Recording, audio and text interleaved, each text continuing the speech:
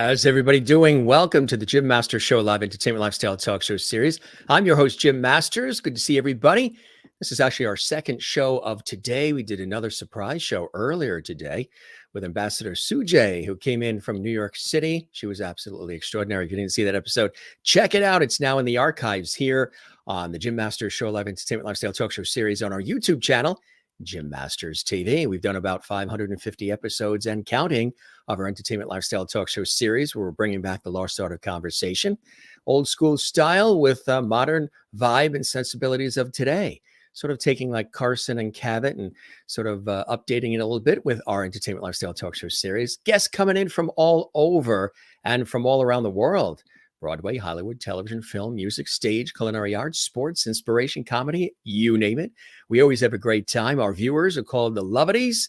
They're really faithful. They watch all the time. They comment during the live show. They comment on our YouTube channel. They're a part of our Facebook and Instagram and Twitter following as well.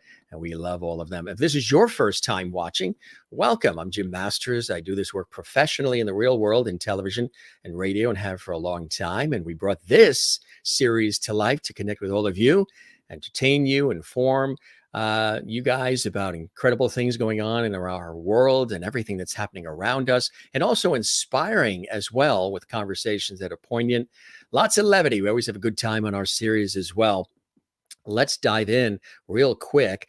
A couple of quick hellos to some of our lovely viewers. And we've got a very special guest. Yes, the one and only TV icon. He's going to be like, what do you mean, Jim, TV icon? Absolutely. My Three Sons. He had a guest appearance in Mad Men, many shows and series and all kinds of cool things. Notorious Nick, very proud about a new film that he's in as well. And also on the internet, How I Met Your Father. Yeah, play off on How I Met Your Mother. Remember that on CBS. Had an opportunity to be a part of that as well. Barry is a television legend. He's been doing this for years. You may remember we also had his brother, Stanley Livingston, on the Jim Masters Show Live. If you didn't see that episode, you can go back in the archives. Stanley was terrific. Great conversation. Lots of laughs.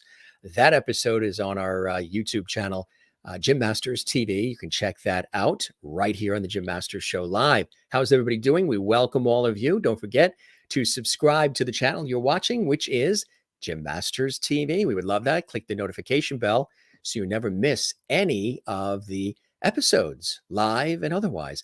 And don't forget to give this episode a like. We would love that. And drop a comment on our YouTube channel for us as well if you're enjoying this episode and any of the episodes that we share with you. Barry joining us in just a second. Maureen is here from Arizona, says, good Tuesday evening from the desert, where we set a record today for the most days at 80 degrees or above in the month of November. Hope everyone had a wonderful day. It's about 33 degrees where we are here on the East Coast in the Northeast in the greater New York, New Jersey, tri-state area. You want to switch, Maureen? I'll take the 80. Sherry Larson is watching in Kansas, says, hello, lovelies. Happy Tuesday. Good to see you, Sherry. Kathy Short is here in Cleveland, Ohio. These are faithful viewers. We welcome them all. They're sort of like our studio audience, but only virtually from around the world. She's in Cleveland, Ohio, and says, hello, everyone. I hope you all had a wonderful Thanksgiving. Absolutely. You as well.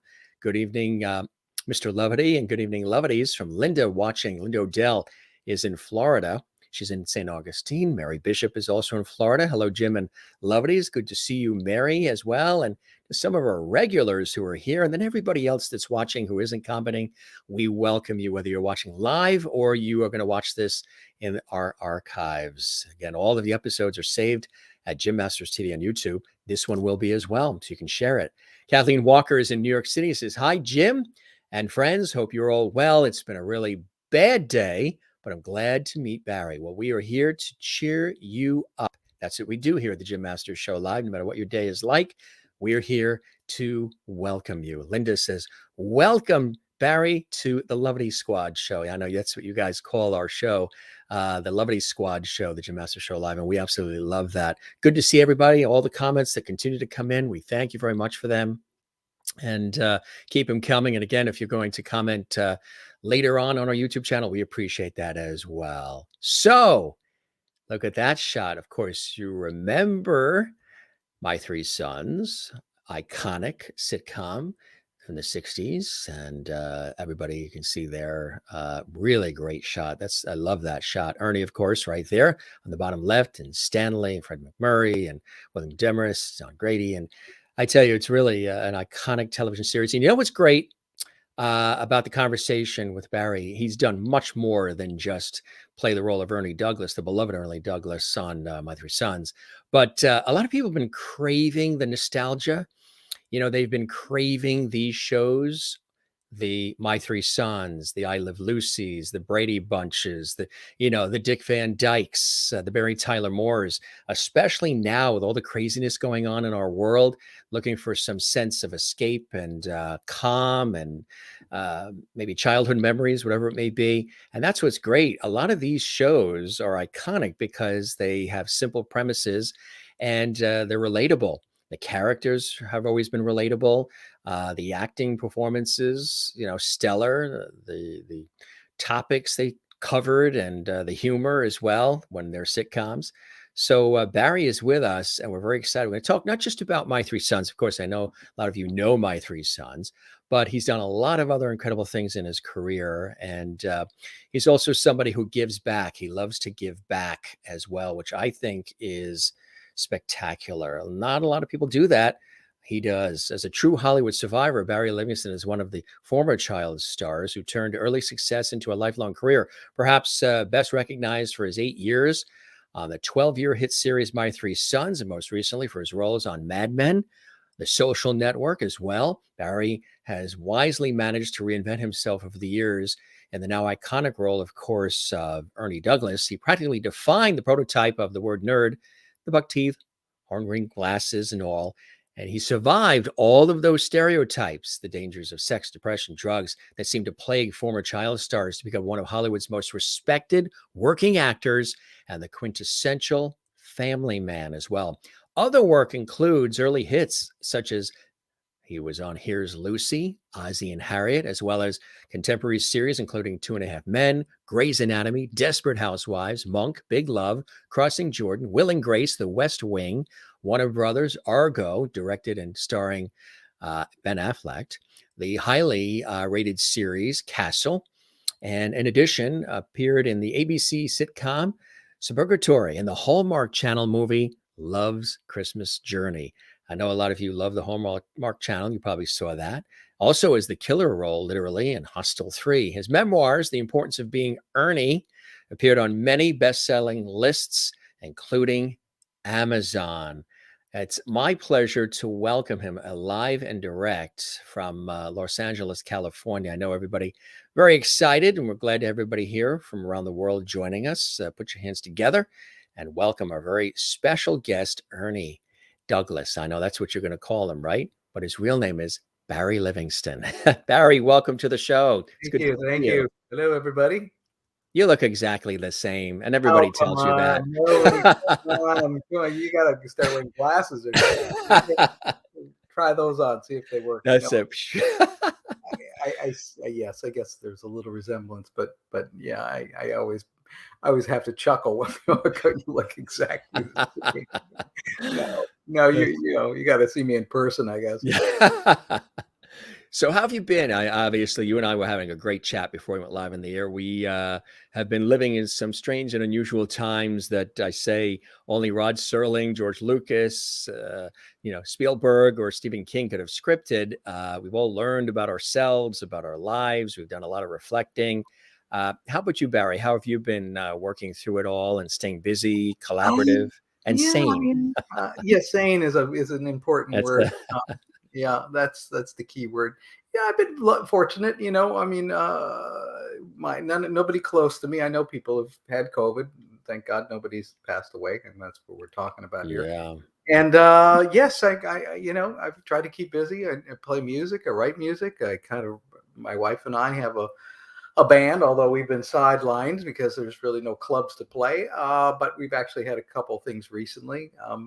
And my kids keep me, I got great kids. They are here constantly. And I've got my wife of 42 years, and we still tolerate each other and enjoy each other's company. And, we get out and do a lot of stuff. I mean, we go hiking. We went hiking yesterday and hiking today and took our dog and met some friends and did that. So, that's kind of what we've done. That's been the routine, is let's just get out and do things outside and not sit at home. And I certainly don't get caught up in watching TV, and an Yeah. occasional job. I do have a recurring role on Bosch too. I don't know if Yes. that's Yes. credits, but I did. There's a sequel.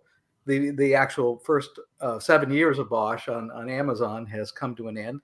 I was in that, but now there's a new version of Bosch that'll be out on IMDb TV, and it'll be called Bosch Legacy.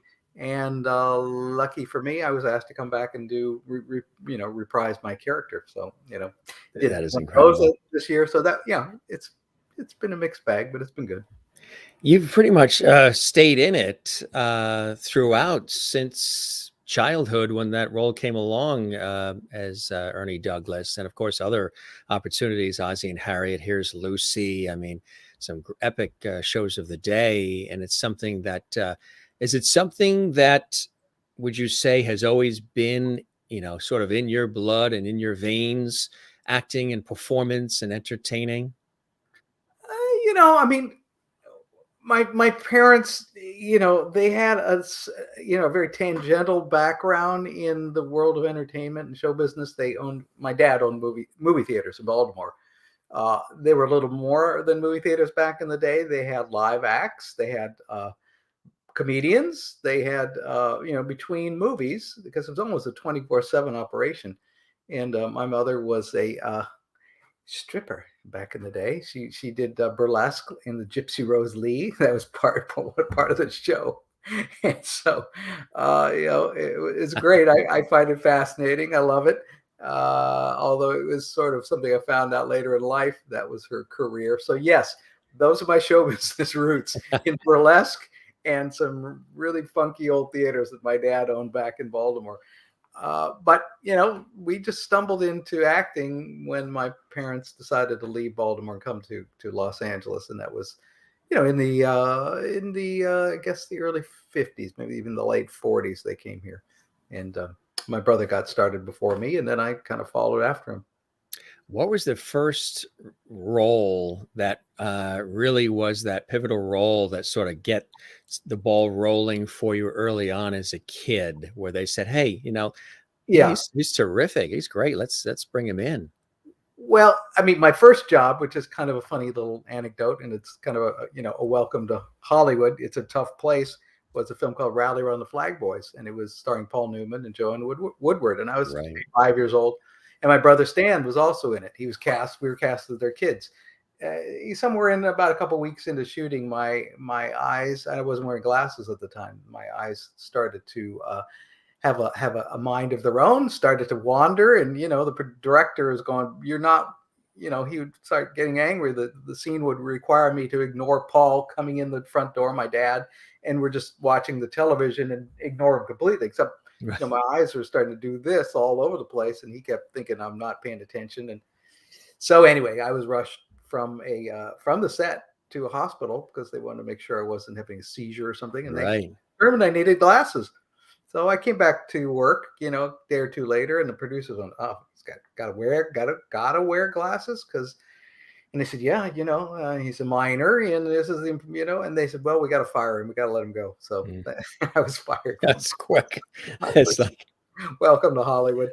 But I'd say the first probably project that I had an impact in was the Ozzie and Harriet show, The Adventures of Ozzie and Harriet.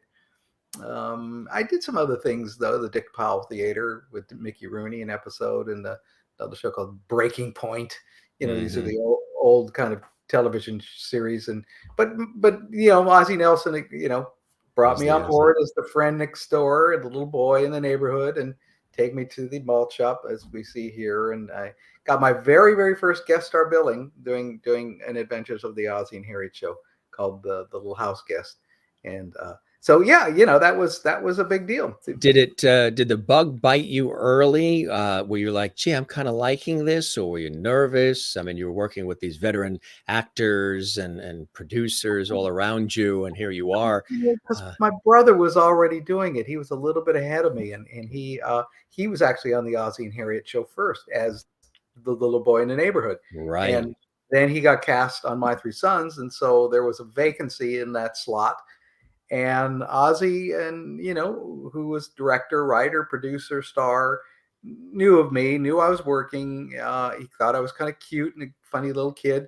And sure enough, I was offered a couple slots to, little roles in his show, and it just kept blossoming into bigger and bigger parts. And eventually, I got a really super good guest star billing and guest star, episode. And so that was, I think I did 16 episodes, which that was a fair amount of work. Really, absolutely, And it led sure. to some movies, led to My Six Loves with Debbie Reynolds, and Errand Boy with Jerry Lewis, and Hmm. Papa's Delicate Condition with Jackie Gleason, all these classic actors of the day. What was So it like working with Jackie Gleason? well, he was drunk mostly, so he was functioning on a whole other planet It than was I a was. whole, yeah. Yeah, but pleasant, funny. We How crashed his sweet golf it is. Yeah. how sweet it is. And he was testing that theory every day, how Yeah. sweet that alcohol is. But great guy, really, really. The Lucy show too. Yeah. Huh? So what was it like Well, working? Lucy, yeah, that was another thing. I was brought on as a recurring character on that. I was Gail Gordon, who you can see is Mr. Mooney. I played his son on it and did a couple episodes, and then I got more involved in My Three Sons, and so I was asked to just exclusively work on My Three Sons, and so I couldn't do, even though we shot side by side. Lucy's sound stage was number 12, we were number 11, so I could have shuttled back and forth, but they wanted me exclusively on Sons, and so that recurring role was great because it was working with Lucy, but it was pretty brief. What was it like working with Lucy, and I believe Vivian Vance, of course, was a part of Yeah, it, and yeah. Well, Lucy, was a dynamic, ballsy, gritty, funny. But I saw her, not just what she persona on screen. She ran the studio. We were working at Desilu Studios, yeah, which she owned, right. and she was the production chief. I mean, Star Trek came. It was a Desilu production. The Untouchables. These were all Desilu productions. Hogan's Heroes. So she was like a mogul. So yes, she was quite dynamic and very kind to me. But you could tell that she was, if she didn't think something was working in her show, she was very vocal about it, and pretty blunt too. So, She but was I in charge of it all. Yeah. definitely knew do what she wanted, and let everyone know. You mentioned My Six Loves too. Yeah. Yeah. No, that was a just prior. Well, I might have been doing some episodes of Ozzie and Harriet then, but it was a great role. And a great little movie. Everybody's in it. Eileen Heckert, Cliff Yeah. Robertson, Debbie, obviously, John MacGyver, Alice Ghostly, David Jansen, all of some pretty big names back in the day were part of that production. And Lucy, Debbie took a real shine to me, and they kept enlarging my role as Sherman the toilet flusher was my. Right. I'd never seen indoor plumbing before. We were runaways, and so that was kind of the gag, is that you'd hear a toilet flush and I'd come walking out of the bathroom. Yeah, it's funny. So how did the opportunity for the development of the character Ernie Douglas start on My Three Sons? Of course, Stanley was already there as Chip, and people were in place. When did they decide Ernie, is going to take a Well, pretty big role? nobody told me this when I first auditioned for the part. I just worked at Paramount Act, which is Desi Lou is now part of the Paramount lot. They were actually literally side by side. And when Paramount bought the whole acreage of the lot, they just took the fence down. And so, I love walking around there because it stirs up a lot of memories. And I posted something on my Facebook page when I did a new show for Hulu a couple weeks ago called How I Met Your Father. Yeah. And anyway, I walked past the offices. I remember very vividly the steps. It was an upstairs, exterior stairway going up to these offices where Don Fedderson who Oh, yeah. created My Three Sons, Right. was my audition. And they, they just wanted a friend for Chip. My brother Stan played Chip. I was going to be the friend next door, and so I very vividly remember walking up those steps with my dad.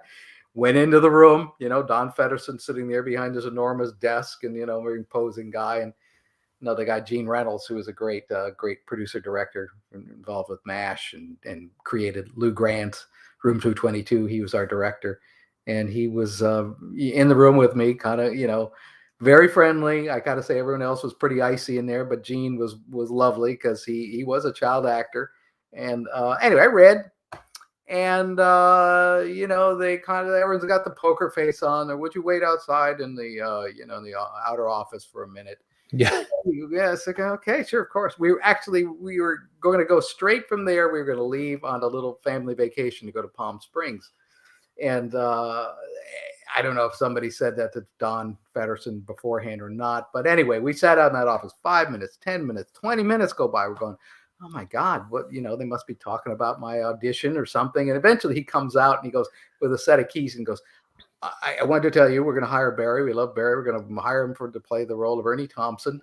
And here's the keys to my house in Palm Springs. It took me forever to find them. I lost them somewhere in my office. So that's what took us so long, is I was actually looking for the keys to let you see my place. So yeah, it was kind of cool. And that started the My Three Sons part for me. And then a year later, maybe they knew Tim Considine, who was the original oldest son playing Mike, was making, saying he wanted to direct more, and Fred was one of the kids directing, and they let him direct one episode, but Fred was not going to have the kids directing him.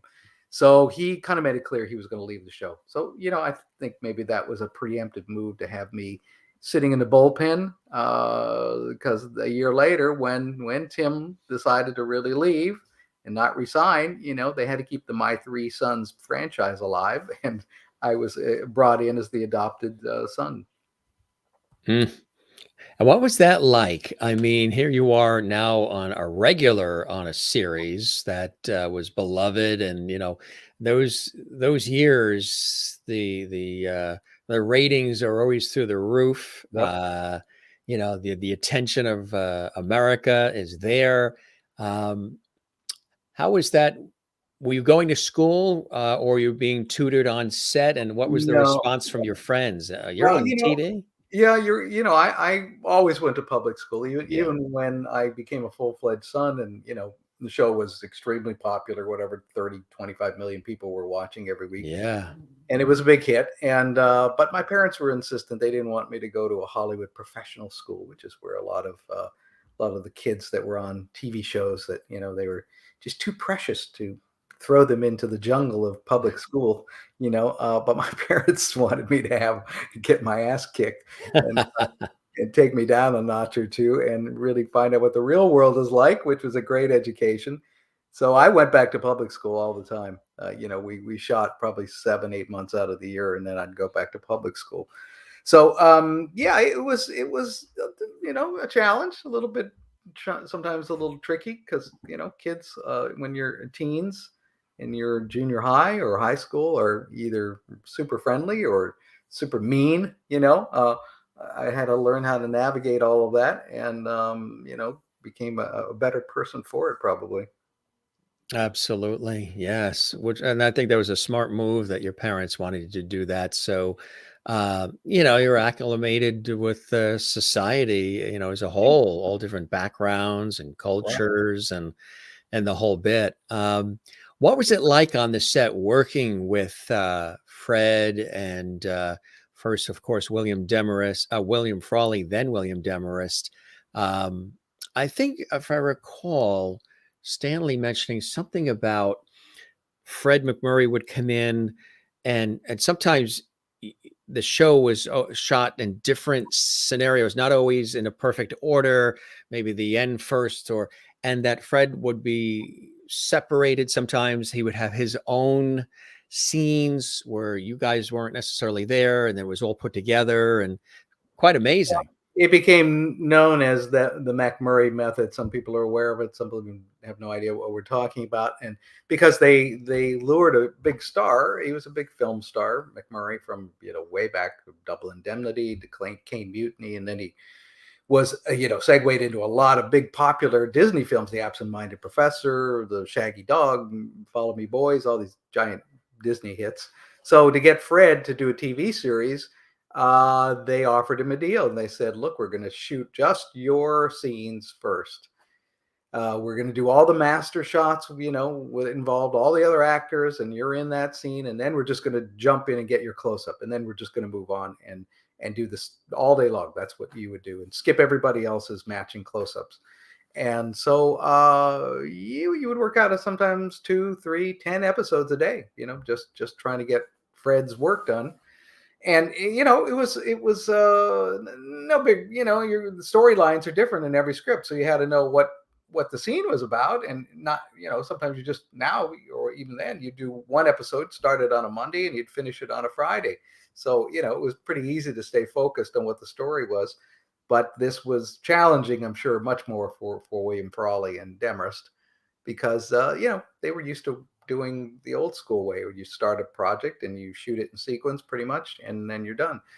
So it was, for me, it was no big deal. Stan didn't mind it, and we were the younger people on the show. Don Grady, Tina were a little older, and maybe, but everyone got with the program. If you want to be part of this show, that's the way they do it.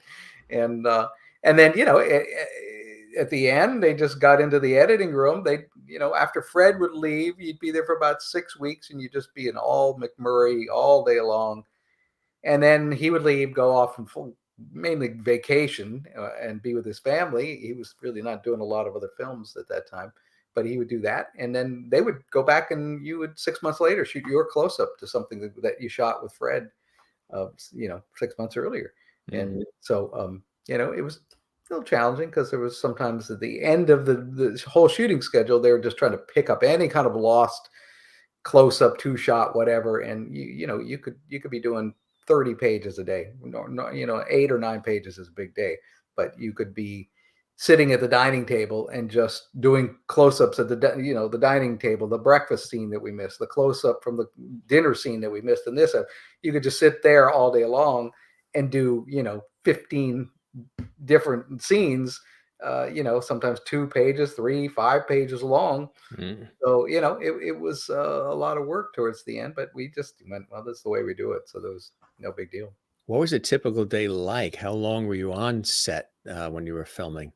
Well, we didn't, because we're minors, we couldn't work past 5 o'clock or 5:30, something like that. We'd usually get to work around 8. So yeah, it was, we'd get out of there home by 6, work all day long, school on set, have an hour for lunch, and then, but when we left, the older actors that were not minors, Tina Cole, Don Grady, William Demarest, they'd keep them, and they'd continue to work till 8, 9, 10 o'clock at night sometimes. So for us, it's still a long day when you're a kid. Yeah. But it was fun. We enjoyed everybody's company, so it was no big strain.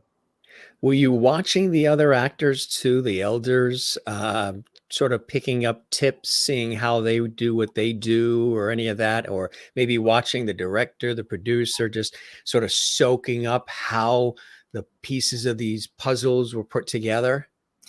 Yeah, I mean, I don't know, consciously or unconsciously, you can't help but be around very talented people like Fred McMurray or William Demarest or William Frawley, Don Grady, and just go, timing, you pick up, and the little things like don't wave your arms around when you're talking. And Fred always had a problem that he didn't know what to do with his hands. He always had this thing, so you'd always see him with a pipe or doing something, or holding a newspaper or standing there, and he put his hands in his pockets, because sometimes actors have that nervous thing that they're just awkward with their hands while they're shooting something. And so he was very vocal about that.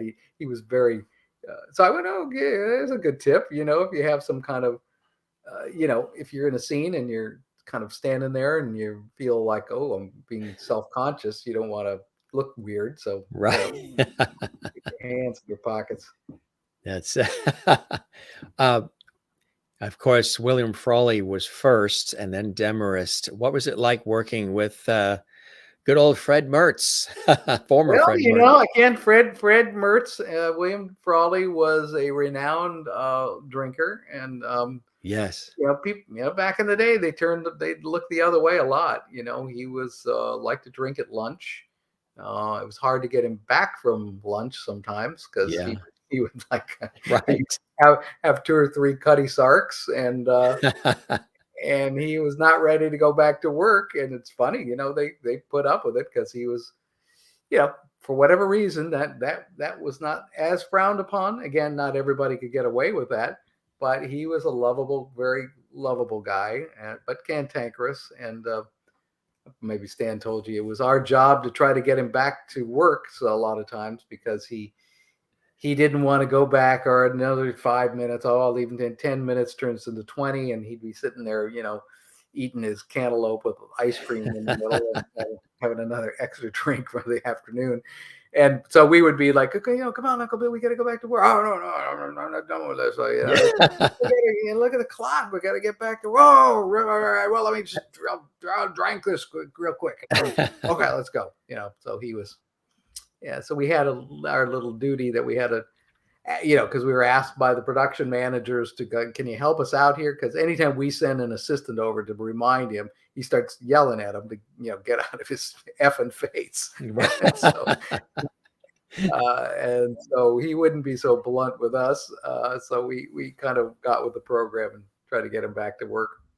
That is funny. I think I had heard that there was some sort of an arrangement that he had with Desi and Lucy and the producers, as far as if the Yankees, I think, were in the playoffs or something like that. He wouldn't be filming. He's not going to be there. He's going to be in New York at the stadium or what have you. So he had that worked into the contract. Of course, when you're popular and when you're successful and you're in demand, you're in the cat seat. You can ask for nothing but green jelly beans, and if you got a black one, you're gonna go, the hell to pay for that. So he probably had that. I'd never heard that, but it wouldn't surprise me because I think he was a big sports fan, and and it contractually, Jack Nicholson had things like that you could never schedule his work days when there was a Laker game on, or some playoff that he would have to go to. So that's the privileges of being successful and clout. When My Three Sons wrapped, what was that like? A lot of times you get attached to the characters, you get attached to going to the same place, you're working with your brother, he's there, and now, it comes to an end, and it was on long time. I mean, a lot of shows don't even last that long anymore. And for you, was it difficult when it ended? Were you ready? We were excited, as we know, and you're a survivor too. And I know you talk about that in the book, the opportunities to keep moving forward and not fall into some of the trappings that a lot of the child stars and child actors end up falling into, because the adulation that they get, the notoriety, the love sort of dampers a little bit, and they're empty, and they're like, well, how do I match that in my life? You were able to keep moving forward in a sensible way. Yeah, well, I mean, in the 12th season, when it concluded, we didn't know that was the end. I mean, we kind of all had a sense of how much longer can this go, because we were all getting so old. Stan had left the show by that time. Don Grady, I think, had left the show. Don Lynn, who was Dodie, was there still, and me and Tramp. That was about it, living in the house anymore. And I was 18. So, I mean, when it ended, again, it was not like farewell. We didn't have like that moment where the show, we had a party where we went, well, this is it. We were notified, months later that the show was not being renewed. And so, it was kind of exciting because, I was 18. What did I know? I mean, it's just like, this is great. Right. I'm onward to I'll be the next Jack Nicholson, the next right. And, great for me. And luckily, I was encouraged by the fact that I did get work pretty quickly afterwards, unlike a lot of my peers. But I committed myself to. Thought I had some talent that could maybe make it stick and keep on going. And I made the moves to study with good people, and I was very lucky. I got a nice role of playing Linus there's a Broadway play called "You're a Good Man, Charlie Brown," and got that role in a Hallmark Hall of Fame production, which was a big Hallmark Hall of Fame was a big deal back in the Right. Oh, 70s. yeah. That was a very prestigious gig, and so in to play Linus, and went to New York, recorded an album, everything. It was like, oh, I'm on my way. So it was luckily for me, I was getting some nice roles. Streets of San Francisco, Ironsides, Room 222 for my good pal Gene Reynolds gave me a break, and a lot of television movies I did. So I was great. This seems to be happening. I kept trying to enroll in college. I was going to go in UCLA, but sometimes something really good would come along. I had another series called Sons and Daughters, Right. called in about 75, I guess, and short-lived, but it was a really quality show, CBS 1 hour drama. I was the star of it with some other people, and then that ended, and then I had a bug to go to New York and be a stage actor. Yes. Actually, I was talking to Roddy McDowell. Roddy McDowell, I don't know how old your audiences are, but Roddy was a very, very famous Oh, child yeah. star, Absolutely. MGM back in the 30s, 40s, but he had segued into a pretty decent, good career. He was Planet of the Apes and all the Yeah. Twilight Zones he did, and Roddy was very successful. And I asked him, I said, "What do you we were working on a film called The Elevator, and we're trapped in the elevator." That was the idea. So I was trapped next to Roddy. I'm going, what did you do? I was having a conversation. And he said, well, I went to New York. That was my move. I went to New York and I studied theater, and I became involved in a whole other culture, a whole other world other than Hollywood. And he said it was a great, great thing for my head and for my career. And so that idea stuck. So after Sons and Daughters was canceled, I said, I'm going to go to New York. I'm going to leave here. And my agent kind of freaked because I was still, just did another series and I was working fairly consistently. But I had a thing I wanted to be on the stage, and I thought that would be really cool. And luckily for me, I was very quickly got a role in a big Broadway production called The Skin of Our Teeth, a Thornton Wilder play. Thornton Wilder wrote Our Town. And it was a big deal. It was a really big deal that year. And so, that boom, suddenly I was a theater actor. You're a theater. Yes. And Jersey Boys as well. Barry and Maureen says, did you have to audition for your role as the accountant in Jersey Boys, or you were invited to play the part, which, by the way, I knew that was you before the credits rolled? Yeah, I had a beard too, so very good. I was kind of a little not too recognizable. No, I have to audition. I have to audition for everything. Yeah, occasion. And Notorious Nick, the film we're talking about, that was an offer. I've done a couple things that come along out of the blue that are an offer. Count your lucky stars when that happens. But 99% of the time, you have to audition, and that one was auditioning, and then I think I don't know how long went by. I just put it out of my mind. It was so long, and maybe 3 months later, I got a call. They go, we're booking you for this Jersey Boys that Clint Eastwood is directing, and so yeah, that was really cool because to work with Clint, who's a legend. And I was saying the funny thing about working with Clint is I'd never met him before, but his legend certainly preceded him. And he stands by the camera. When you film stuff these days, there's usually what they call video village, where they have a camera on set, but then they also have a video feed to a little area off camera, a little behind the scenes there, where the director and the director of photography and people sit and watch what's being filmed. But Clint is old school. He likes to stand next to the camera, like the old Eric von Stroheim, or Right. Billy Wilder. They stand right there. They're watching you, But he doesn't say action. He, most directors like to go action, or cut. But he, in a very dirty, Harry-esque voice, he's standing there and okay, roll him, camera rolling, sound, speed it. And then in his turn, he goes, whenever you're ready. because of the very dirty Harry-esque Yeah, voice. That it's means okay, action. But he yeah, goes, "Whenever you're ready," whenever you're ready. and it's not cut. He goes, "Stop." Stop. Yeah. So you get first time you hear that, you go, "Damn, that like sounded like Dirty Harry to me." Yeah, Like, we best listen. yeah, I'm gonna be good here. I'll get shot or something. Yeah. That is funny. So you enjoyed that? You being a part of that Oh, it experiment? was, I was on a pretty good roll. I had done Social Yeah. Network with David Fincher, and that was a big Yes. hit.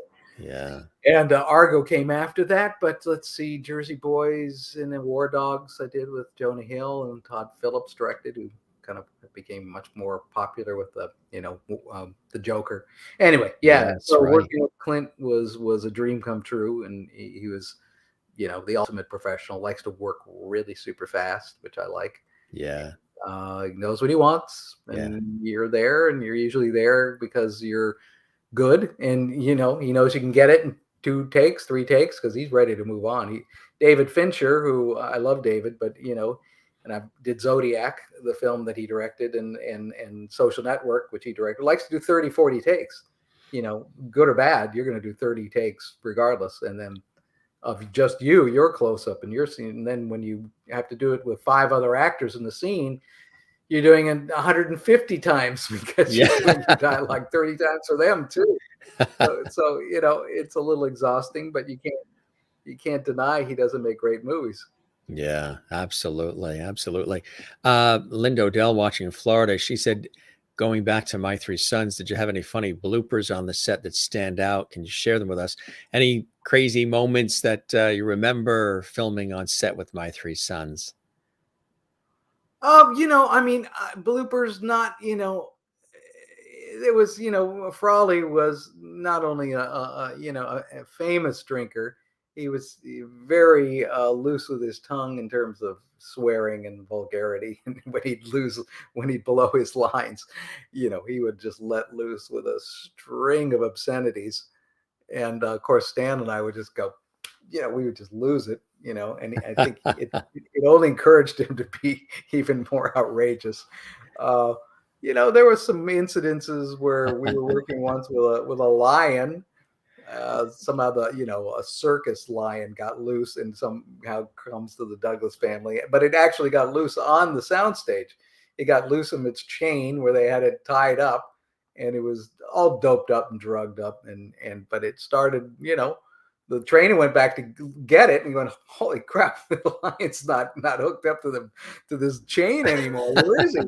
And so anyway, they're suddenly panicked. There's a lion roaming around this very cavernous, dark soundstage. And I remember they hustled us off to our schoolroom and locked the door and don't come out, and the everybody else kind of huddled and together in the middle of the soundstage as the trainer went in search of this lion. And eventually the person that stumbled upon him was William Demarest, who was actually coming to work. And he came from the outside where it's very bright, and you come into a dark soundstage, your eyes are like Yeah. because you can't see anything for a second. And of course he comes in, and of all things, the lion is walking right at him, and he's in this dark corridor, but he's his eyes cleared up enough to go, oh my gosh, that's the lion. I don't see anybody else with him, and he's walking right That's at me. And so he took off in a sprint, and even the lion was doped up, the lion had an instinct to chase him. And luckily he got to his dressing room, slammed the door, and picked up the phone, and what the hell's yeah. going on? It's Just not bad getting paid enough lion. for this. A No, lion? yeah, the lion. So that was, yeah, that was a fun little moment. Are there episodes that were your personal favorites too? Well, again, I'm probably treading on all the things that Stan talked about, but it was my favorite when we had the pies. Robbie had a bakery business in the house, and Right. they had an old time Mac Sennett pie fight that they wrote into the script. The Douglas family were all in, making pies, and the neighborhood kids, and an argument breaks out between a couple of the kids, and next thing you know, he's throwing a pie and the other guy's throwing a cake, and then at the end it's just a free for all. So Yeah. we staged it, and it's very choreographed. There's an inciting incident. I think I was pushed by somebody. I bumped somebody, he pushes me. My arm went into a cake. I went, hey, you shouldn't do that. And then somebody pushes me and my face, arm goes up into the guy's face, and then he picks up a pie to throw it at me. I duck, it hits the wrong guy then grabs another pie, and then, the game is on. And so, it was actually really great to get to do one of those old fashioned pie fight things. That was fun. Every kid's dream. Oh, it was fantastic. Why do you think a series like that still stands the test of time? People still gravitate towards watching it, getting the DVDs, watching it on the nostalgic TV networks, and just really enjoying those types of series of the day. Well, it was, it had a message that was for everybody in the family. I mean, and they had a storyline usually for every level. Of the youngest ones would identify with me, and then there was Chip, who was a little bit older, and the tweeners girls would think he's cute. And then there was another storylines with Robbie, who was suddenly getting married and having kids. And then, I mean, it was an extremely well crafted show. Had great writers. I mean, some really top people that went on to have big. James Brooks was writing some of them. Danny Simon, Neil Simon's brother, and great directors. But it was, mainly the family. Everyone related to the fact that started out as a dysfunctional all male household. That was kind of a novel thing when the show started, and it was the director's concept and maybe the producers to not have everybody sitting around in poodle dresses, and everyone's coiffed, and dad is sitting at the dining table with a tie on and a carpet. Right. It was like, no, we're going to have the dog laying on the sofa, and there's going to be the laundry that's piled up, and people are actually doing dishes, and the kids have chores to do. And I think, all of those things are timeless and still relatable. And yeah, I think all of those combined created a show that it becomes a timeless piece of entertainment. You still have people coming up to you and recognizing you, or saying, people hey, that want money from me, just the ones that want the dough. Alone. No, nobody recognizes me from My Three Sons anymore. The brothers Livingston, remember this? I do, yes. And they threw Don Grady in there too. He wasn't really a Livingston, he was a Grady. But yes, it was fun working with my brother. That was a great thing, because again, he was very popular, and he was kind of a teen heartthrob. I never quite got to that level. I was always kind of the nerdy brother, the little eccentric budding genius, the little Bill Gates as a young boy or something. But yeah, that was fun, because I adored my brother, and he was a great big brother. And so to be with him and share the same success of that show was unusual, and a great fun for both of us. Absolutely. And you wrote this book, which is very cool. People may be aware or not. Tell us about the inspiration for writing this book, the importance of being Ernie, from My Three Sons to Mad Men and Hollywood Survivor tells all. Barry Livingston. Yeah. Well, I mean, I think I just finished The Social Network, and I knew that was going to be a very big film. And I was on Big Love and a recurring role there. You go up and down in your career. And again, I had this burst of fame with My Three Sons when I was a teenager. And then early 20s, I was working quite a bit. My late 20s, things really kind of, went downhill for a while. But I never stopped working. I was always either doing theater, or I was, getting a guest spot here or there, but things slowed down.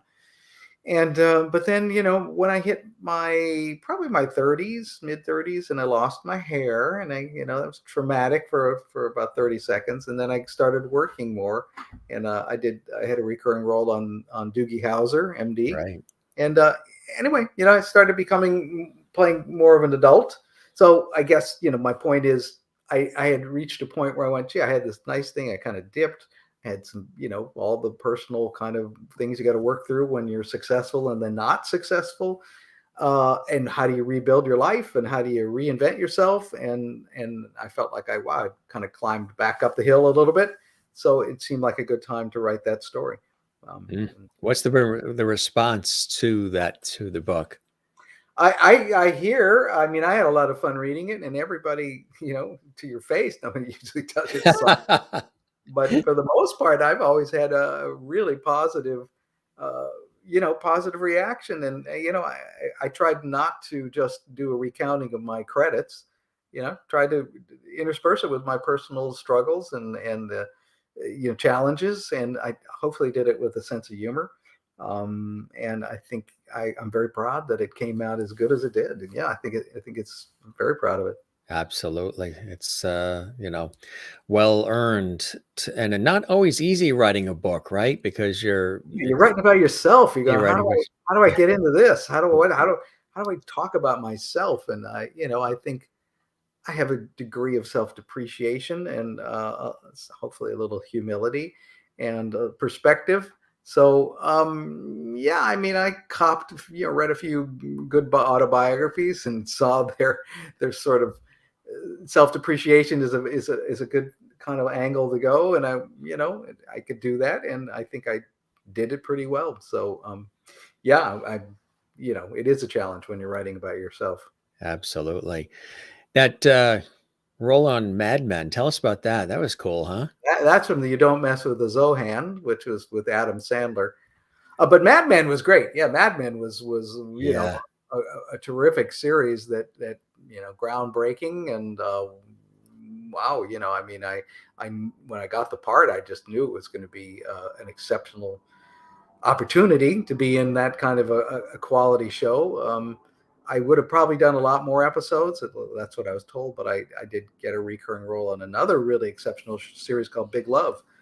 So they kept asking me to be available for Mad Men, and I kept getting an offer to do Big Love, and I was going, well, I gotta, this is a real bird in hand. I got to take this here. So, yeah, I never got as much work on Mad Men as I had hoped, or maybe might have turned out to be. And but Big Love was a great show too. Absolutely. So, like I said, you continue to have your hands in all of these different areas, and the work's still coming along, which I think is fantastic. Notorious Nick, this is something more recent that I know you're very excited about. Tell us about this. Well, it's a fantastic true story Yeah. about a guy named Nick Newell, who Nick Newell was born with a congenital defect. So he was missing his forearm on his left hand arm, I mean. And, and of course, that's a man with that kind of a handicap, a disability is presents, all kinds of issues and challenges to what are you going to do? How do you function in the real world? He chose probably one of the more outrageously difficult challenges is to become a mixed martial arts boxer. So what a disadvantage he was, but to have with an opponent that he only had this one arm really that he could work with. But I play his wrestling coach in this movie, Notorious Nick, and he excelled in wrestling. He was Yeah. he was quite good in high school, which again, I as the teacher, I was like, well, okay, you got in high school, you got to take anybody that walks through the door, regardless. But he, was great. But then, post high school, he struggled, and had some problems with just coping, but eventually discovered mixed martial arts. And again, nobody wanted to handle him, but he came back to me and this is a true story.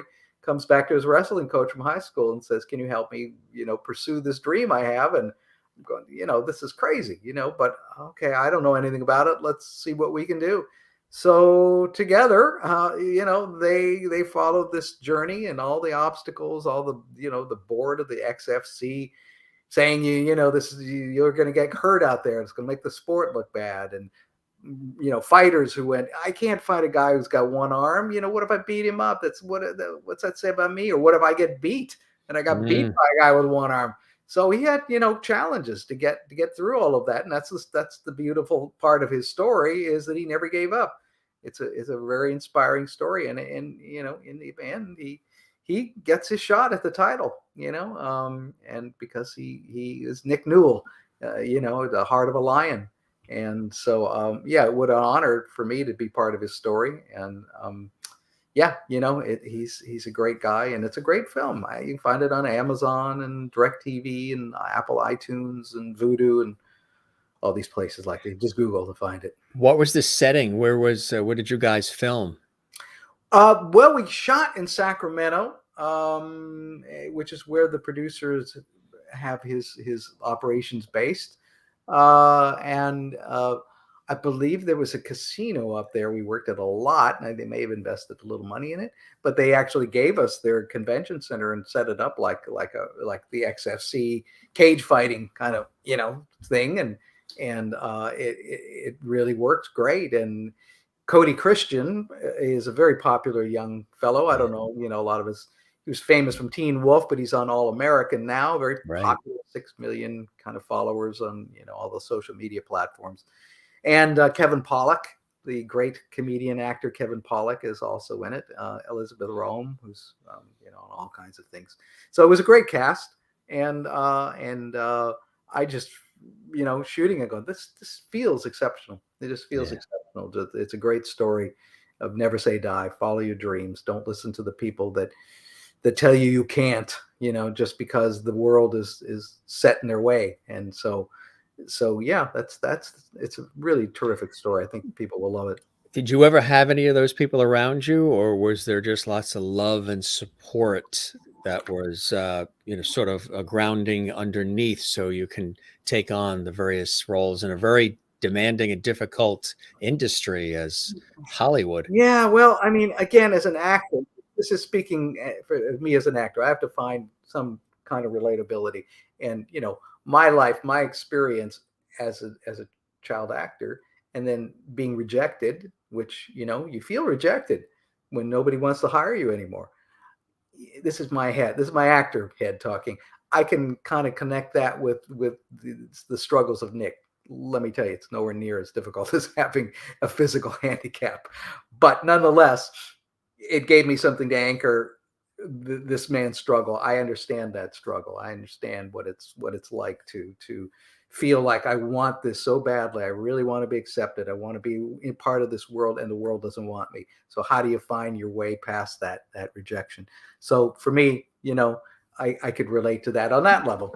I don't really know of anybody. Well, that's not true. I've done some plays. I did a really, really great play where I played a guy with cerebral palsy. And it was about a play called Creeps, written by David Freeman, who actually has cerebral palsy. And fantastic play, excellent play. And gave me, I had to get the physicality of somebody with that.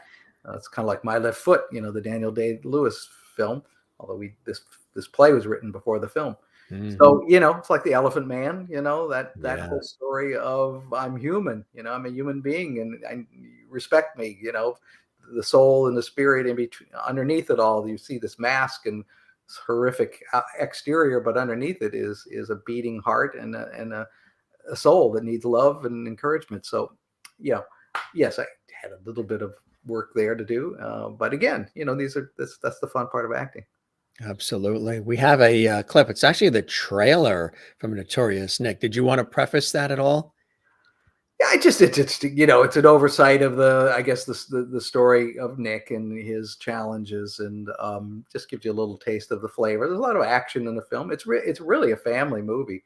I mean, it could be enjoyed by the people who really enjoy XFC, cage fighting, because there's a lot of action in it. But it's the heart of the movie is Nick and his struggle, to overcome what the world is doing to him, to just pushing him away. So, that's what the movie is. The trailer says it. Here's a look at the trailer, everybody. My very special guest, Barry Livingston. I'm Jim Masters. You're watching the Jim Masters Show live. Here's the trailer from Notorious Nick.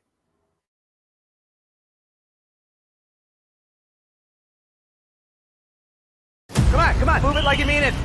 Wrestle, Nick. Nick, let me show you. You only need your right hand to pull this off. Yep. Not bad. So this is mixed martial arts? We're not MMA fighters, but we're wrestlers. The best foundation to start with. He's pinned. Hey, you here for the tryouts? I can't fight this guy.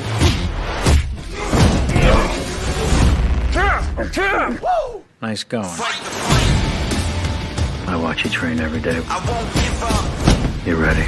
You can go pro. Notorious Nick! Yes! This kid's the real deal. Every fighter that he's taken on has been legit. And he has not lost. I can't stop. You're a sideshow. You're giving real fighters a bad name. Sideshow's about to beat your ass! The XFC is denying your right to fight. I want to be heard. Nick's a contender for the title. This is his shot. He's proven that he can handle it. No limits. Nick has the right to have the career he wants to pursue. If you love something, you have to work twice as hard as everyone else. Nick Newell against Rich Reynolds for the lightweight championship belt. Stop me now. I ain't come this far to lose. Remember what we practiced. Stand up for yourself. You can do it, Nick!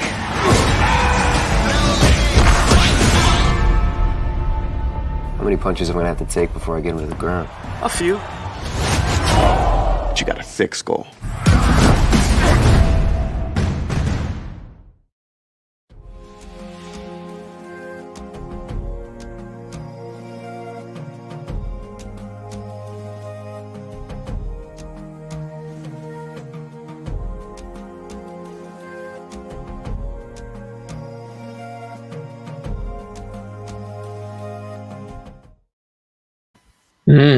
Wow, that is cool stuff, huh? Yeah, it's really Yeah. cool. Yeah. So that's available, you said, on is it Amazon? I that's one streaming platform. Voodoo, Roku, Cuckoo, whatever you want is there. Right. So, Itch, Twitch, this, got that. it. Well, it sank in there. Now, I'd say just Google it and find. You can buy it. You can rent it. Whatever you'd like to do. It's available on DVD and Blu-ray. And but it's a great little movie. It really is. And Yeah. I'm so proud of the work. And and Cody is fantastic in it. He's a star. Certainly in the making. Yeah. Absolutely. Sherry Larson, who's watching in Kansas, says, wow, I think that is a must see. Kathy Short in Cleveland says, looks amazing. Maureen in Arizona says, that looks like an amazing movie. I'm definitely going to hunt it down and watch it.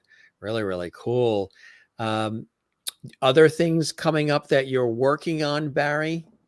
Well, we're going to wait and see where Bosch, Bosch Legacy, it's called now. It'll be out in the spring of 2022.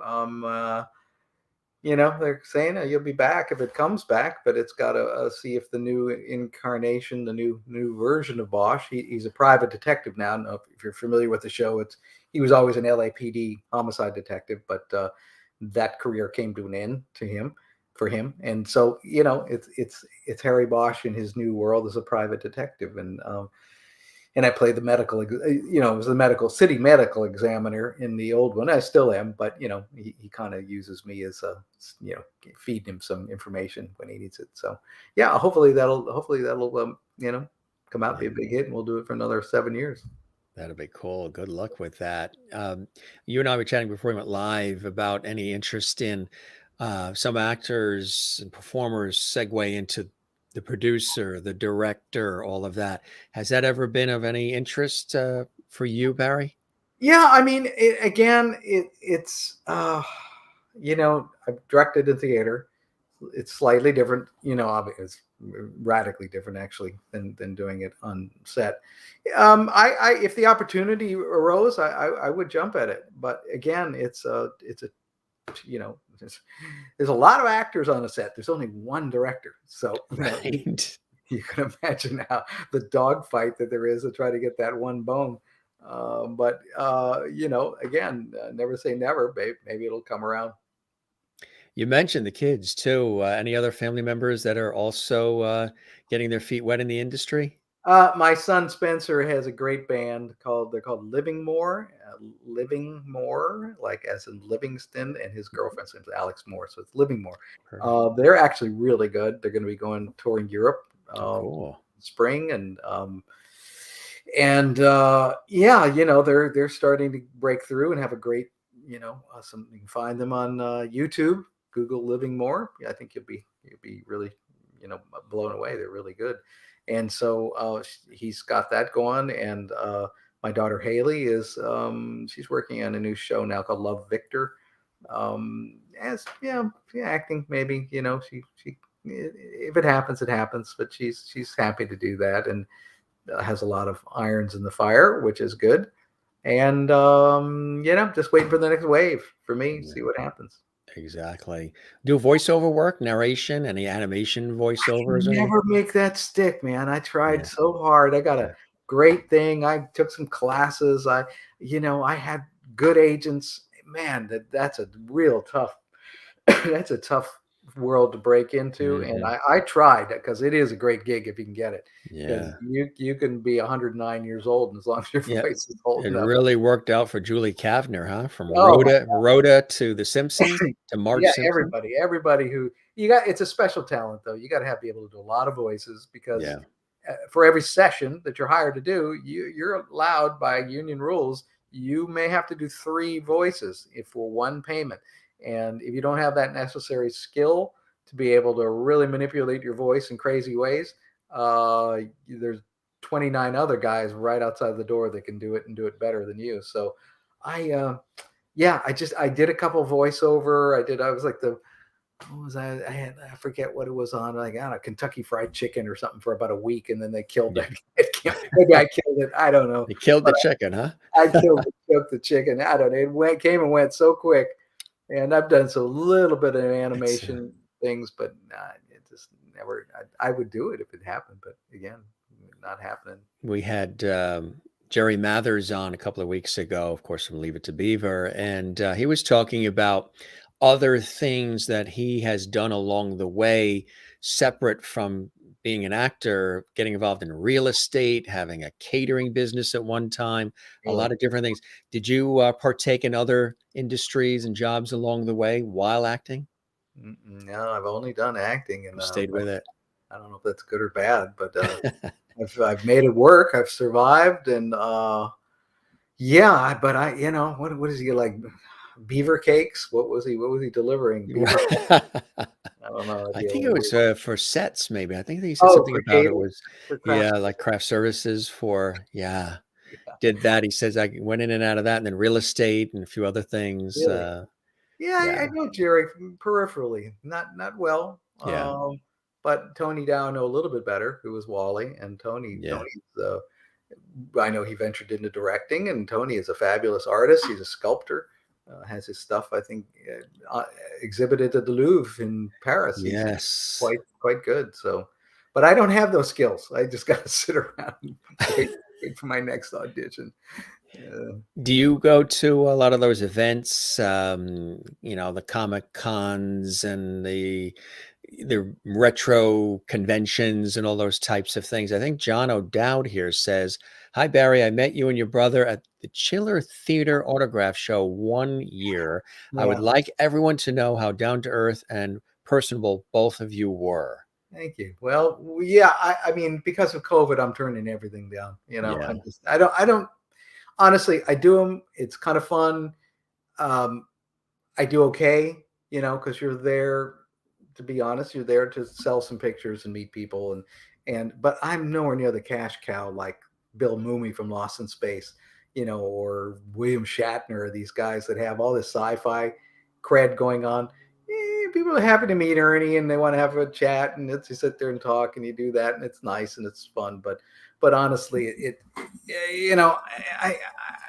I'm not anxious to do any of those right at the moment, so I'm kind of laying low. If something comes along in the future, I'd think about it, but I haven't got anything planned like that.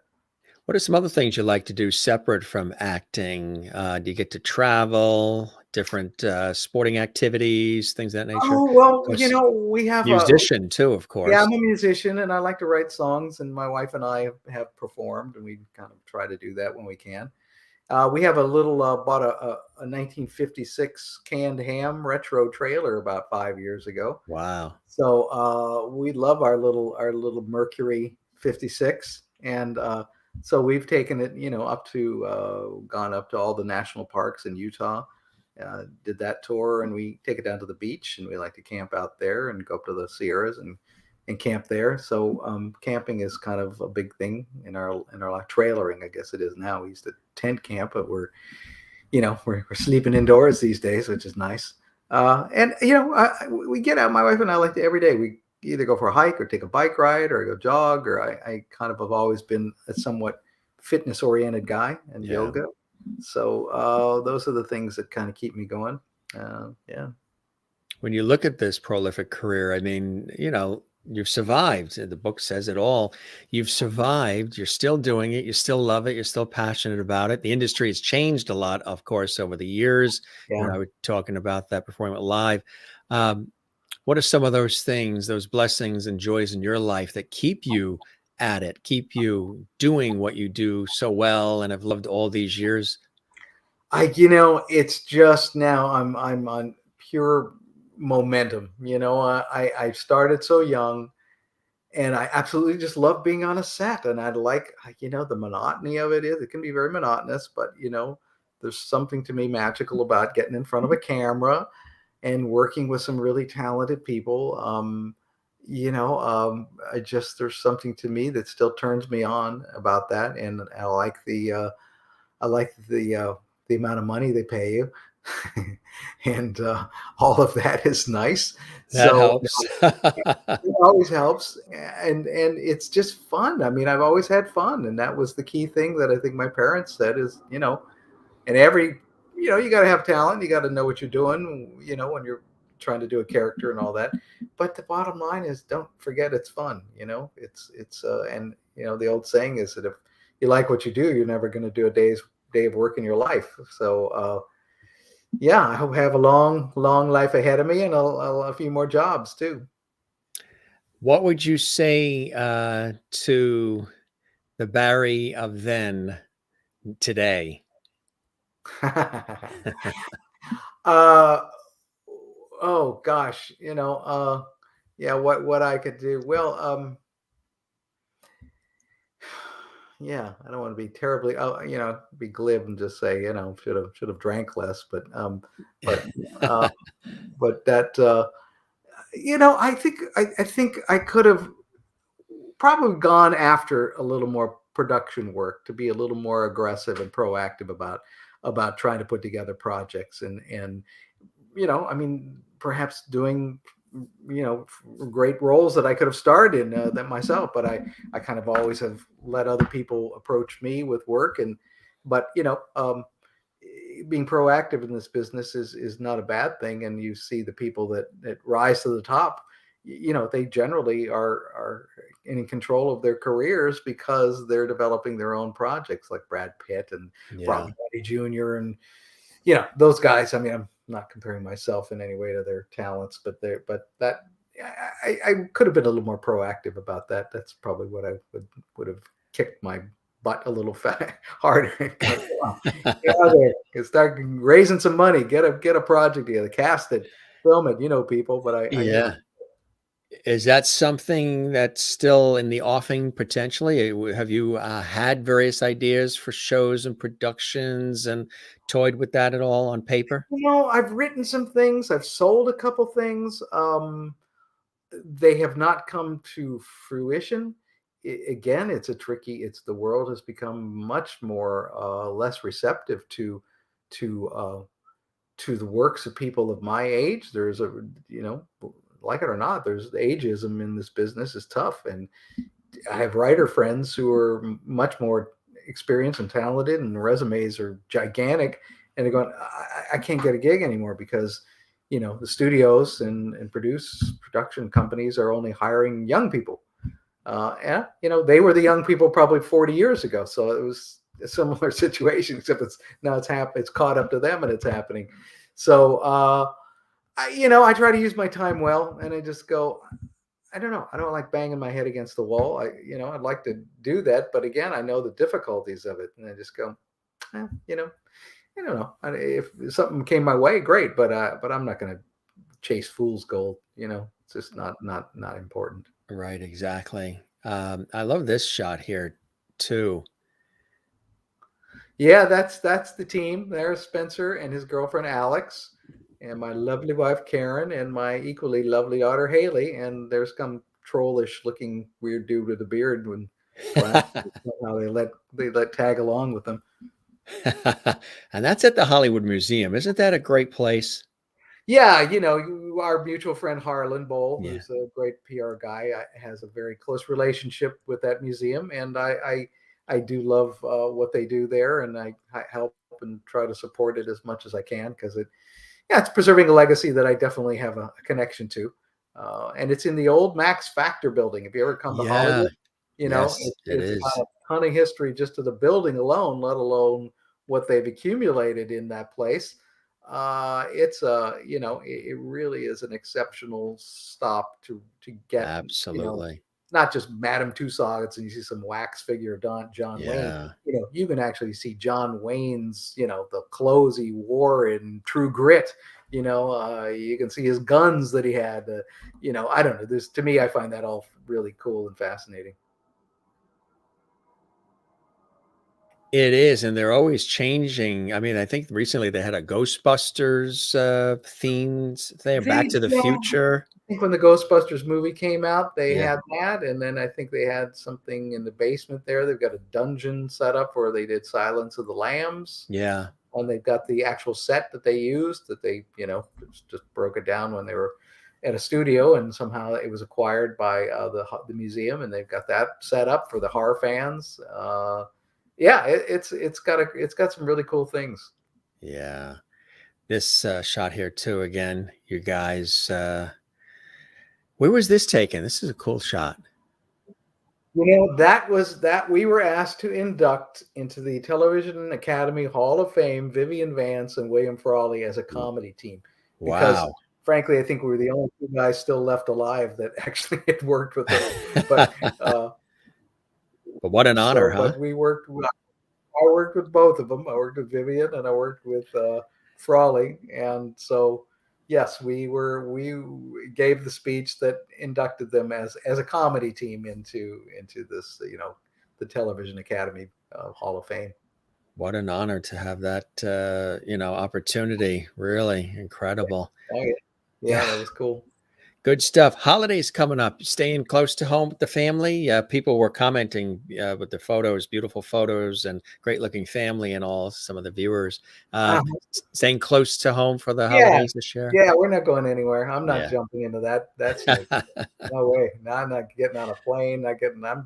We'll just stay local. We've got a place up in the mountains here, so we may go up there for Christmas, but that's the extent of it. I'm laying low for a while. That's it. Well, Barry, this was really awesome, and really appreciate all of the time. And you really, obviously, in a way, you are a mentor to people because you are the survivor, and through the various roles, I mean, you've taken on a lot of different kinds of projects. You didn't just stick with comedy. You didn't stick with this or that. You've really, broadened your horizons and got your feet wet in a lot of different areas, and you're still doing it. And I know you're very responsive to and appreciative of the viewers and people who see you in all these projects and how much it means to them. Your brother the same way. And that's not always the case in these industries as well. And you've always been very, kind to people. And that's why the name is always, golden in the industry, and people want to work with you. And it really was a pleasure spending this amount of time with you. And there's somebody here that wanted to just say that he thought you knocked it out of the park too. Mr. George Burns is with us. Hey, George. Yeah, I never worked with George. I met Jack Benny once. His buddy. You did get Benny, huh? I went to a Dodger game with Jack Benny, Fred DeCordova, who was our director for about 4 years. I absolutely love Fred. And for those people that watch TV, Fred was the executive producer of The Tonight Show for me. He left My Sons, which broke my heart, to go back and be the executive producer on The Tonight Show. And so, but he was my pal. And one day we were going to go to a Dodger game, and I went up to his house up in Truesdale Estates here, and doorbell rings, and he said, "Hey, go get the doorbell." Which, I was like, "What am I, the butler? What? Whatever." Okay, boom. You open up, and there's Jack. Well, who are you? Anything. And so, yeah, that was really cool. He's got a cigar. He's all, my aunt collected dolls, and this got family heirloom got passed down to me. I guess when he turned 100, they had a limited amount of these, and she was able to get one. So got passed down to me. So we usually throw it at the end to put a smile on everybody's faces. And that's really cool. Is there anybody that you wish you had a chance to work with, or any shows you had wished you were on over the years? Oh, I mean, there's so many great shows. I mean, back in the day, it would have been cool to be on I Spy, Oh, yeah. or Combat or something bizarre like that. Those are shows that I liked when I was a kid. So, that would have been fun. But, people I'd like to work with, I'd, kill, and everybody would, to work with Jack Nicholson, but I don't think he's working anymore. But, the great actresses, I'd be love to work with Meryl Streep, there's some fabulous new actresses, Anya Taylor-Joy from what's the chess thing that was out? I can't think of it, but anyway, you never know. I mean, this How I Met Your Father. I worked with Kyle MacLachlan. I play his divorce lawyer. Yes. And Kyle is historic. He's got from everything from Twin Peaks to Blue Velvet to Dune. I always get people, it's uncanny, certain shots, maybe some of the earlier shots when he was in Sex and the City, Twin Peaks, and some of the others. I always get people sending me photos saying, God, there's this resemblance that you have, the profile or what have you, to him. And maybe it's that Irish English connection, but which is really cool. So it was great working with him, huh? He was great. Yes, he was very the fun part, I never toot my horn and start talking about My Three Sons, but somehow he got wind of it, and then then the game on. Everybody wants to know what it was like to work with Fred McMurray and the same old things, and and I it's fun. I mean, I don't mind talking about it, and certainly I admire his work, and right. And we got on very well. There was a great, I think it's on my Facebook page. I posted a picture of Laura Bell Bundy, who was the other actress in the scene, who's fantastic, and Kyle. So it was a really fun shoot. John O'Dowd says, what a wonderful human being Barry Livingston is, and a huge credit to the industry. Thanks, John. And Sherry Larson, thank you for being here tonight and sharing your memories with us. Can't wait to see what is in your future. What a lovely family you have. Great photos, fantastic bro photo. Wow, from Jane watching late into the night in Sweden. Oh, Sweden, great. Sweden, all around the world. Fantastic. Maureen says, crazy story. My daughter's name is Haley. If she had been a boy, Spencer would have been his name. LOL. Wow. Wow. I thought we had exclusive copyright. I was going to say, right? That's great. Yeah, it's wonderful. And being, it is an amazing experience to be famous and recognized, and you take it for granted, because you go into strange place. You can be, God knows, somewhere in the far reaches of Wyoming, and somebody knows who you are, and man, you're just a stranger. You just know. But if they know you and they love you from a show, and you're famous from that show, they want to bring you home. They'll feed you. You can spend the night. Oh, with them. yeah. It's a privilege, really, to have that bestowed on you in your life. People go through life, and most of the time you're kicked to the curb, and and being somewhat recognized can be a blessing. It really is. It's really very, very nice. Appreciate Absolutely. Well, at least you don't have people going through your garbage cans and all that other stuff, right? They go. That is funny. That is. I didn't find anything, but you're more than welcome. Just a note in there saying, "We see you looking in our garbage can." Yeah, nothing to see here. Move along. That's it. Any last words? Anything you like to say about being on the show or conversation tonight? It's been a blast. It's been fun, and again, I'm always trying to keep current in the here and now. So I do hope people will check out Notorious Nick. I think that they'll, I want them to appreciate the past that I have, but also to help support me in the future. And I think the more that film is seen, the more hopefully word of mouth will have more people watch it, and that can only be a good thing.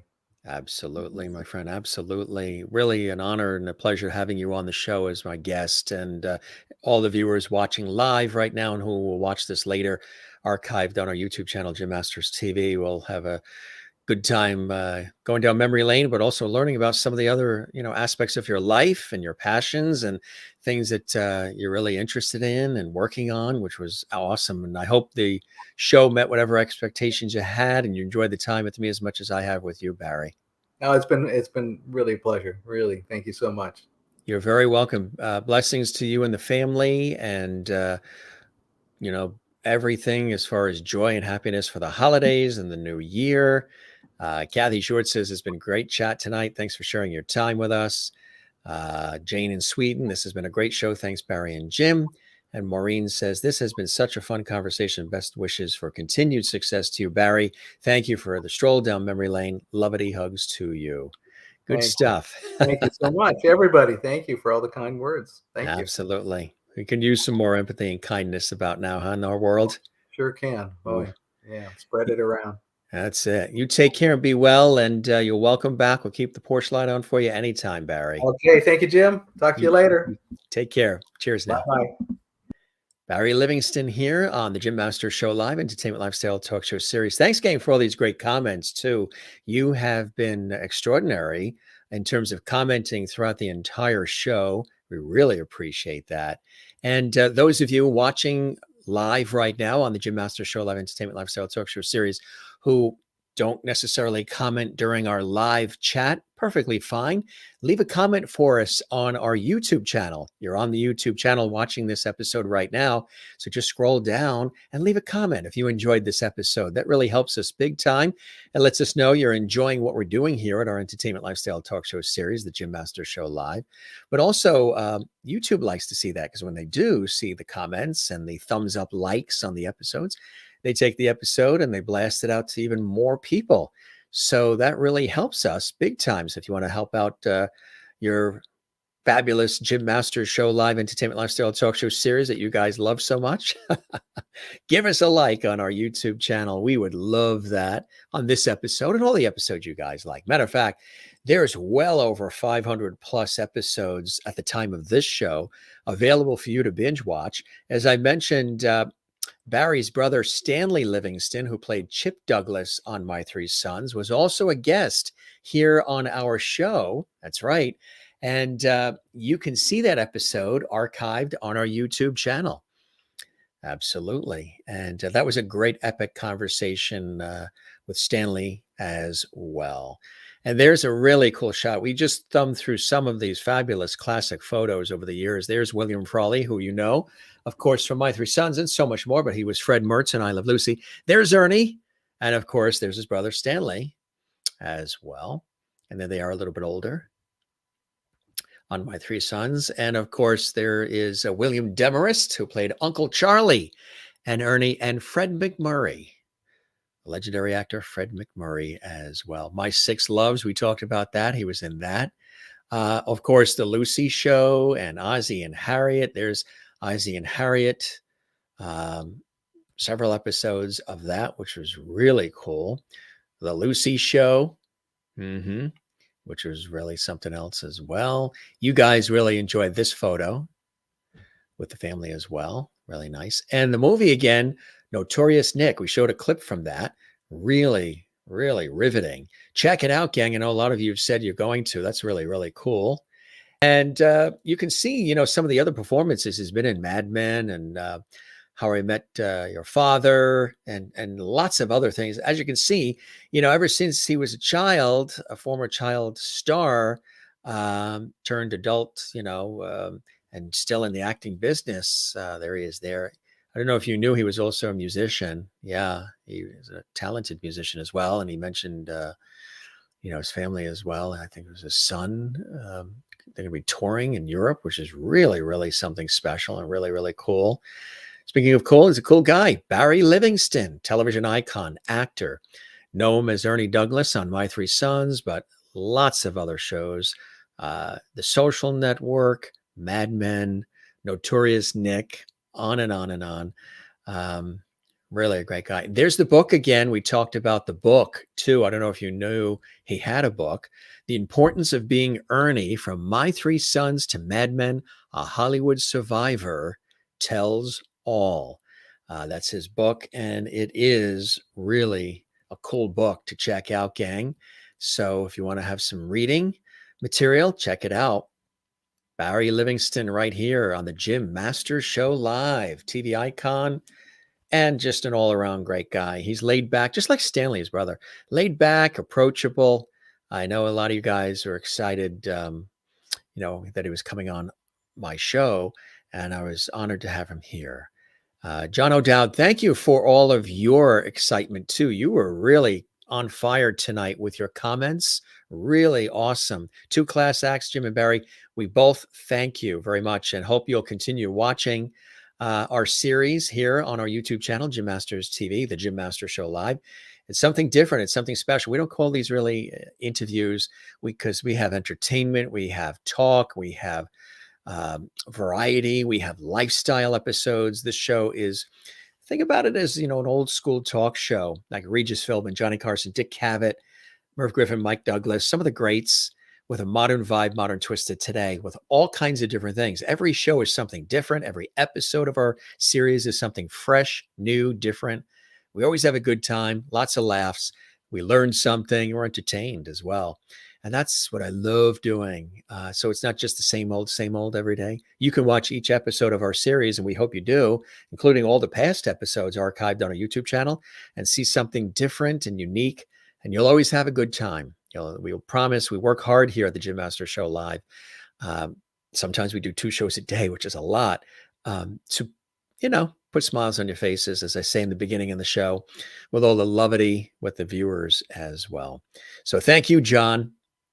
And anybody new, we would love it if you would subscribe to our YouTube channel.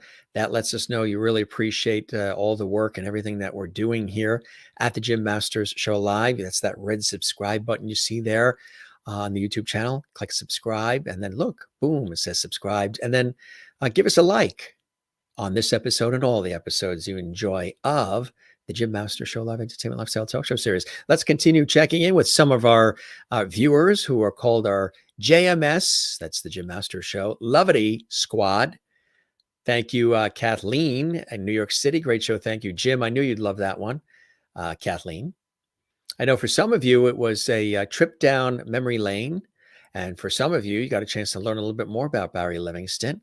Maybe you just knew him from My Three Sons. Now you had an opportunity to learn a lot more about him through our conversation here on the show. I always tell the guests as well, I say, these aren't interviews. These are warm conversations where we all share. I share, you guys share live during chat.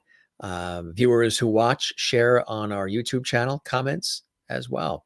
Thank you, Kathleen. Thank you, Sherry Larson. Thank you for another wonderful evening, Jim, and a great guest. And if you didn't see the earlier show we had, what a poignant conversation it was with Ambassador Sujay, the Reverend and Dr. Suzanne Johnson Cook. She's extraordinary and really, really amazing. And she's worked with presidents. She's just extraordinary. Check that episode out. It was earlier today on the show. We're going to take a look at a few more viewer comments, but first, I just want to remind you of a few things. Doug Yeager, who has worked with everybody you can think of, Odetta, Aretha Franklin. He's an epic music producer, film, television, theater producer, author, and so much more. He was with us recently. Check that episode out. World-renowned astrologist, intuitive Peter Marks was with us as well. You can see that episode on our YouTube channel. Tony-nominated Peter Link was with us. Pavlo, who has a brand new PBS special out, one of several.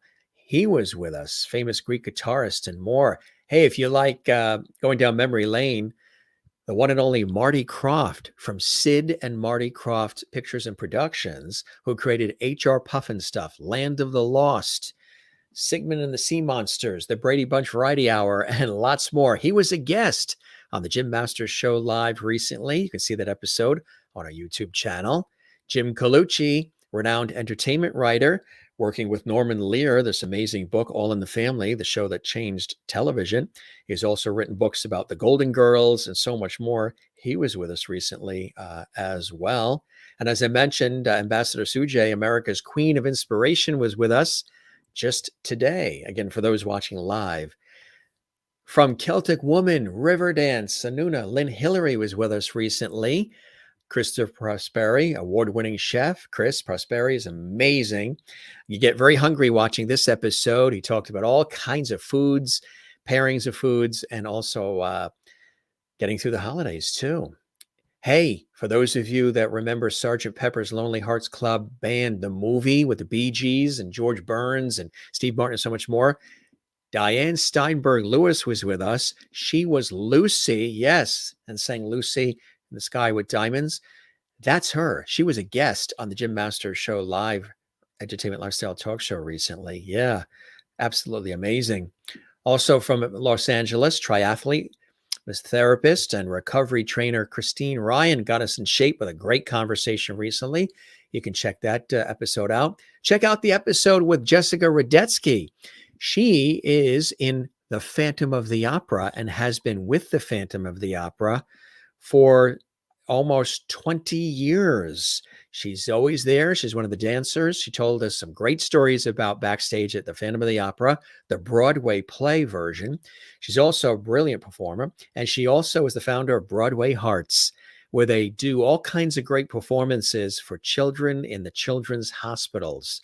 That's a beautiful thing. She created Broadway Hearts. If you didn't see that episode with Jessica from the Phantom of the Opera, check it out on our YouTube channel. It is amazing. Coming up tomorrow from Star Trek Voyager, Modern Love and More, Ryan Spahn's going to be with us. Very excited. He's all excited about it. He's going to be with us at a special time tomorrow, 4 p.m. Eastern. That's right. For those watching live, our show tomorrow is at 4 p.m. Eastern, 1 p.m. Pacific. If you miss it live, it'll be archived.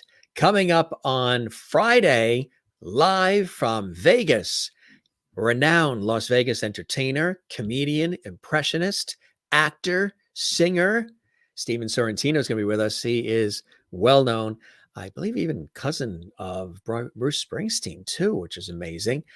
Check him out. He's going to be with us live at 8 p.m. Eastern, 5 p.m. Pacific here on the Jim Masters Show live on our YouTube channel, Jim Masters TV. And comedy legend Tim Conway's daughter, Kelly Conway, was with us to share her book, My Dad's Funnier Than Your Dad. If you didn't see that episode, check it out. Iconic TV and film actress and singer Linda Pearl was with us, along with Patrick Duffy. Check that episode out on our YouTube channel right here, Jim Masters TV and the Jim Masters Show Live. Linda was fantastic. She's a brilliant singer, too, as much as she is an iconic television and film legend, a wonderful singer. And Patrick Duffy and Linda Pearl are a couple.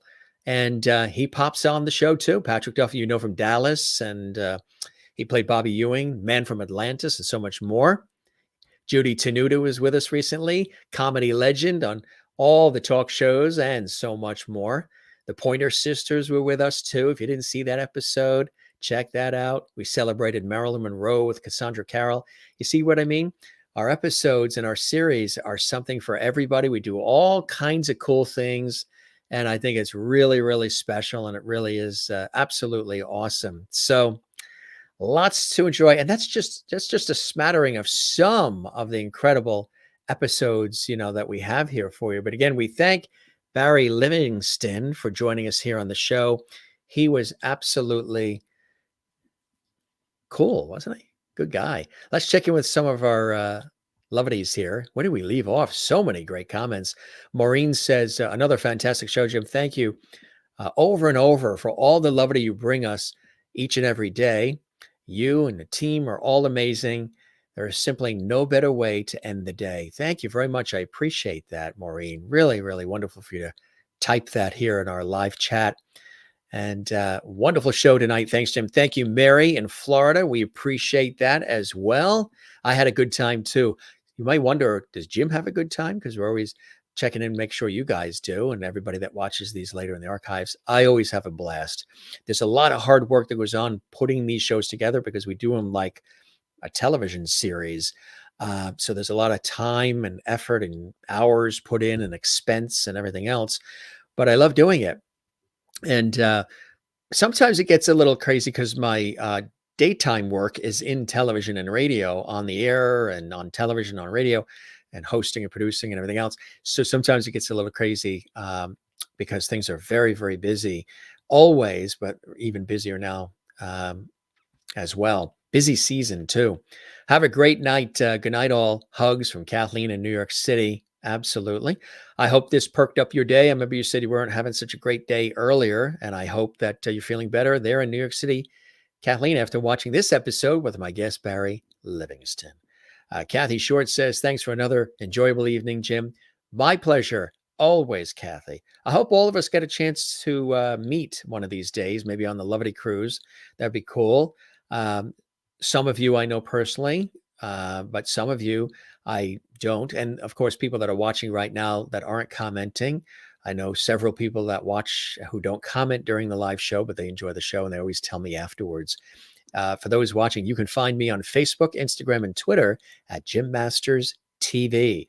Come join us. We love that. We also have a Facebook group for our show called The Jim Masters Show at Loverty Hall.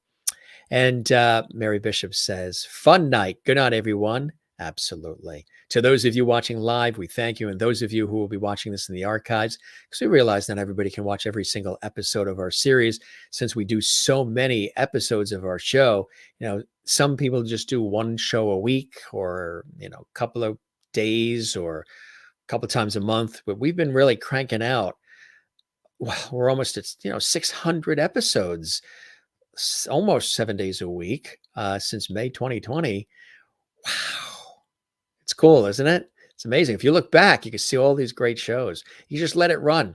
When you watch one of these shows, just go right to the next one on our YouTube channel. Anybody that's watching right now, stay right there because there's another episode coming up, another fantastic episode of our series for all of you. Good night, everyone, from Kathy. And good stuff. Good stuff. You guys are great. Thanks for all the great comments, all the lovity. We appreciate that. You're welcome, Kathleen. Sleep well, everybody. We say good night because it's evening when we're doing this show, but some of you might be watching this, morning, noon, or night, or any other time of the day where it's, it could be any time of the day. And we know we have a global audience too, and we welcome everybody who watches, and we thank everybody who watches. We hear from all of you. You send us messages and notes and emails and Instagram and Twitter messages and Facebook messages telling us how much you enjoy our series. We really appreciate that. And again, we're on all those social media platforms as well. We're going to be back tomorrow. So many great shows, so much. I'm looking back at all of these episodes and I'm just saying, it's incredible the amount of things we've been doing together here on the Jim Masters Show Live, right? I hope you guys are enjoying it. Continue to share that levity, spread the word, as we always say. That really helps us take this show even further. It's grown exponentially, and we're working so hard behind the scenes here. And we would love it if you can share the levity and tell everybody. Share the links, these episode links. Share them on your social media pages. Let others know that the show exists. And again, we'd love to subscribe to our YouTube channel, Jim Masters TV. Gang, we always say when we get ready to wrap, this is something special. I know you guys remind me if I ever forget to do this in the busyness of doing the shows. Don't forget to smile, gang, and don't forget to share the JMS Lovity and find your Zen place. Mine is always with loving family and friends. Nothing tops that. But I also love the ocean. You guys know, swim, surf, board, and you got to drag me out of that ocean. And my work in television, radio, stage, and film over the years is also another Zen place for me. I love talking shop with our guests that are in the television industry as well, like Barry Livingston and others. It's really cool because I know a lot of what they're talking about working in the industry, and it's really awesome. So you're awesome too. That's a wrap, gang. It's been another epic episode.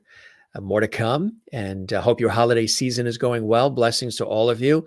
At the time of this show right now, Hanukkah is in full swing, so happy Hanukkah to our viewers.